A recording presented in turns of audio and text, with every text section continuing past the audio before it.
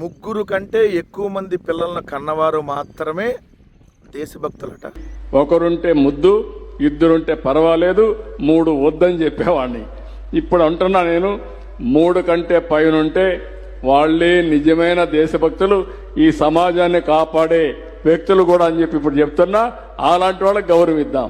నేను నరేంద్ర మోడీ గారికి 0 పిల్లలు అంటే నరేంద్ర మోడీ గారు దేశభక్తుడు కాదు, ఆయనకు మనం గౌరవాల్సిన పని లేదు. స్వయాన చంద్రబాబు నాయుడు గారు చెప్తున్నటువంటి మాట. చంద్రబాబు నాయుడు గారు కూడా ఒకళ్ళనే కన్నాడు.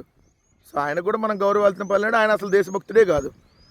నారా లోకేష్ కూడా ఒకళ్ళనే కన్నాడు, ఆయన అసలు దేశభక్తుడే కాదు. వాళ్ళకి మనం గౌరవాల్సినటువంటి పని లేదు, వాళ్ళందరినీ మనం ఈ దేశంలో చీడ పురుగులాగా చూడాలని చెప్పి స్వయాన చంద్రబాబు నాయుడు గారు చెప్తున్నారనంటే పిచ్చి మామూలుగా మొదలలేదు. సాయంత్రం రేపు కానీ తీసుకెళ్ళకపోతే ఈ రాష్ట్రానికి చాలా ప్రమాదకరమైన పరిస్థితులు.